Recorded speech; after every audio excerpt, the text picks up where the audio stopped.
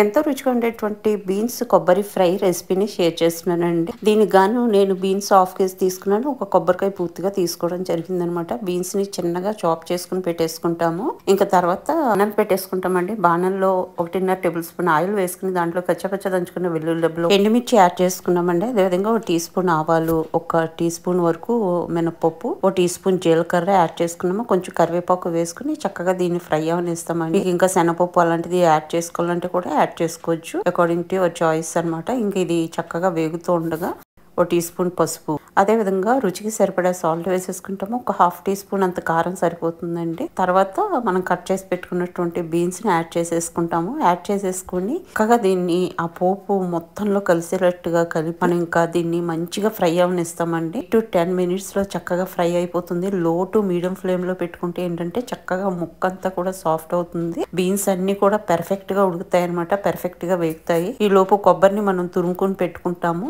ఈ లోపు మనకి బీన్స్ కూడా చక్కగా ఫ్రై అయిపోయినాయండి. చూసారా, ఈ విధంగా మంచిగా ఫ్రై అయిపోయిన తర్వాత మనం ఇంకా దీంట్లో తురిమి పెట్టుకున్నటువంటి కొబ్బరిని యాడ్ చేసేసుకుంటాం అనమాట. కాయ మొత్తం పడుతుందండి, అప్పుడే మనకి ఆ రుచి వస్తుంది అనమాట. ఇంక ఇక్కడ నేను కొబ్బరిని యాడ్ చేసేసుకున్నాను. యాడ్ చేసుకుని మొత్తం అంతా చక్కగా కలిసేలాగా మిక్స్ చేసేసుకుంటాం స్పాచులా తోటి, ఆ బీన్స్ అంతటికి పట్టేలాగా. ఇంకా ఇది వేసేసుకున్నాక ఒక్క 2 నిమిషాలు ఉంచుకొని ఇంకా సర్వింగ్ డిష్ లోకి తీసేసుకోవడమేనండి. అద్భుతమైన రుచితో సూపర్ కమ్మగా ఉండేటువంటి బీన్స్ కొబ్బరి ఫ్రై రెడీ అయిపోతుందండి. ఇక దీని కాంబినేషన్ లో నేను కీరాతో చేసిన పప్పుచారు కూడా చేసుకోవడం జరిగింది. ఆ రెసిపీని ఆల్రెడీ షేర్ చేశానండి. చూడకపోతే చూడండి. మీకు ఈ వీడియో నచ్చితే లైక్ చేయడం మర్చిపోవద్దు.